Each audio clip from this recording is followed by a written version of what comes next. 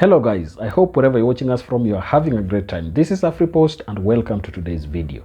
Now, in many times we've talked about the question of slavery, and we have always known from our history books that those who were largely affected by slavery were Africans and those who were taken away from the continent and moved to countries like United States of America to go and work in free labor in that region. But there is another aspect that we are not always taught in school, that slavery was perpetuated in every region of the world and that race was not a consideration for someone to become a slave. Let's listen to one Thomas Sowell, who is an American economist, a political commentator, and a social philosopher. I want us to listen to him keenly and understand his perspective of what slavery is and how it was perpetuated beyond the belief that Europeans were the first people to always have slaves in their regions. Let's watch this video and react to it later. The instrumental use of the history of slavery today also underlies the claim that slavery grew out of racism.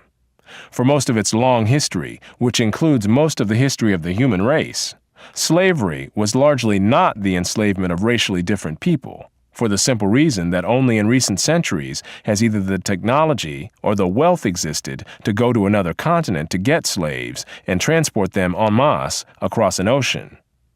People were enslaved because they were vulnerable, not because of how they looked. The peoples of the Balkans were enslaved by fellow Europeans, as well as by the peoples of the Middle East, for at least 6 centuries before the first African was brought to the Western Hemisphere.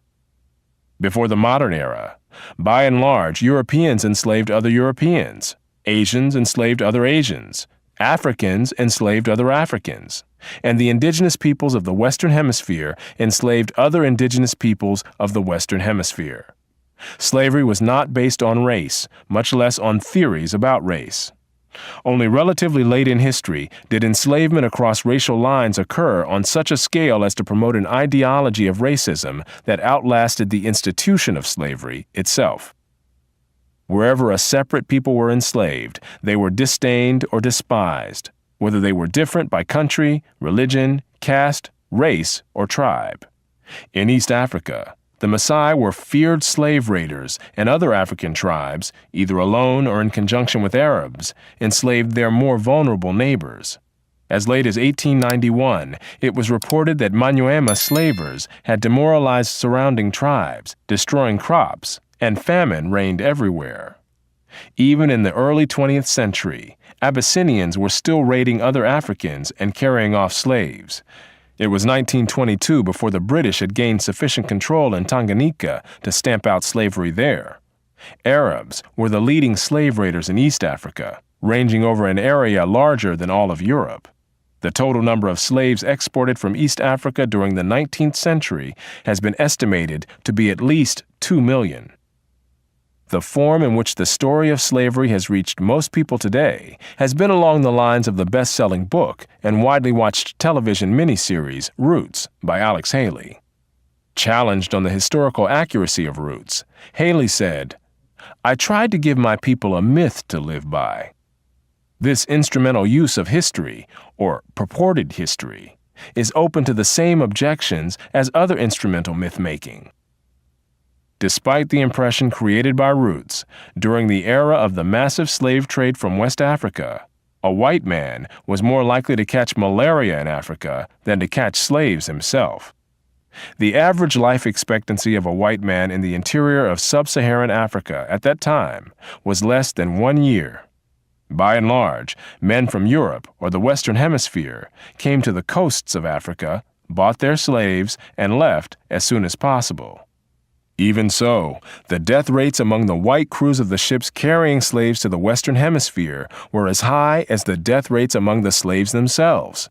It was only much later, after quinine and other medical measures enabled Europeans to survive where there were tropical diseases, was it possible for them to invade Africa in force and establish empires there. But by then, the Atlantic slave trade had already been ended. During the era of that trade, Africa was largely ruled by Africans, who established the conditions under which slave sales took place. The crew of a slave ship was in no position to defy African rulers and their armies by going out across the land and capturing people willy-nilly. The stronger African peoples captured and enslaved the weaker peoples. The same pattern found over the centuries in Europe, Asia, the Western Hemisphere, and Polynesia. In Nyasaland, the Ngoni and Yao swaggered over and terrorized other tribes. In Uganda, the Baganda made life miserable for their neighbors. And the Nyoro and Hima of Anko enslaved Toro women and children. The Tutsi dominated the Hutu in Rwanda. The Maasai lorded it over the Kikuyu and Kamba, and the latter, in turn, held the Indorobo in a kind of serfdom.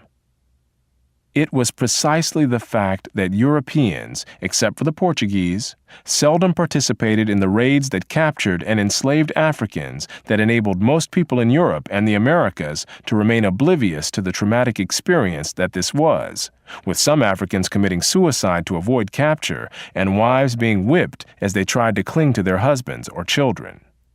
Historian David Breon Davis pointed out that Europeans had little contact with the actual process of enslavement, and that, as late as 1721, the Royal African Company asked its agents to investigate the modes of enslavement in the interior.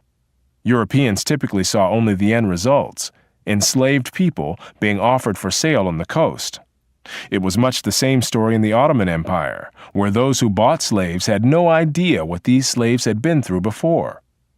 The unique position of the Western world in the history, and especially the destruction of slavery, need not imply that there was unanimity within the West on this institution.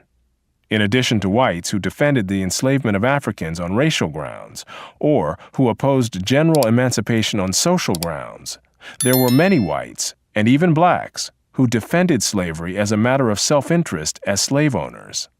Although most black owners of slaves in the United States were only nominal owners of members of their own families, there were thousands of other blacks in the antebellum South who were commercial slave owners, just like their white counterparts.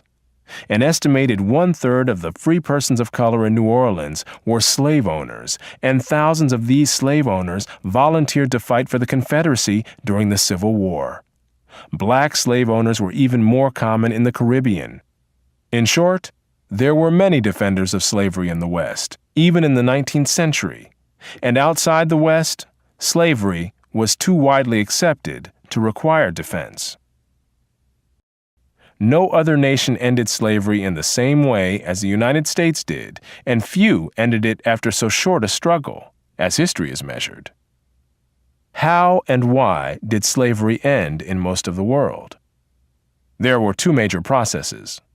Over the centuries, as more and more territories around the world consolidated into nation-states with their own armies and navies, raiding those territories to capture and enslave the people who lived within them became more hazardous in itself, and also risked military retaliation against the countries from which the raiders came. Thus, more and more peoples became off-limits to slave raiders over time. Put differently, the areas which remained subject to slave raiding over the centuries were primarily those where the people lived in smaller or weaker societies. Such societies continued to exist where it was difficult, for geographic or other reasons, to consolidate large areas under one government. This was true of the Balkans, the backwaters of Asia, and much of sub-Saharan Africa. By the early modern era, sub-Saharan Africa, with its numerous and severe geographic handicaps, was one of the last remaining areas from which vast numbers of people could be enslaved. From that clip, I think I like what Thomas Sowell is trying to explain to us, because remember also, many of us have always thought that slavery began by whites and that only white people have perpetuated slavery in this world, but this turns out not to be the truth. I like the fact that he has recognized a part of slavery that in many history books we have always ignored. This is the question of Arabs' involvement in Africa and how they took close to 2 million people from Africa, especially in the East African region, and enslaved them in their region. So the slavery aspect was very barbaric when it comes to what Arabs did. Another aspect here that he's trying to explain is the fact that slavery was not only promoted by Europeans only, or even whites only. It was promoted by also blacks within the African continent. And he says that strong men in Africa were the ones who understood how to capture weak people and take them to be used as slaves, because he says that whites could not understand how to move within the African regions and take up people without any collision or any collusion with powers that were controlling many African regions. And this is something that we really need to internalize. I appreciate the fact that he has noted that every part, even the tribes that we had before, were slave raiders. For instance, he has highlighted that the Maasais, who are slave raiders to the Kambas and the Kikuyus, especially in the East African region. And this is a very important aspect of history. It is very important that we get to learn deeper details of these issues that are contentious for us, so that we are not misled, because many may come up with arguments like this and may really be rejected, because as we go through our education system, much of this history is always hidden for us. So as Africans and as Pan-Africanists, it is our purpose to understand our history and understand where we are and why we are there. I don't know what you think about this topic. Please, if you're watching us for the first time, don't forget to subscribe to our channel and also like this video. Also remember to communicate with us down in the comment section to tell us your opinion and how you understand this question of slavery and what Thomas Sowell was kind of explaining in that book. Thank you, and let's meet in our next video. Goodbye.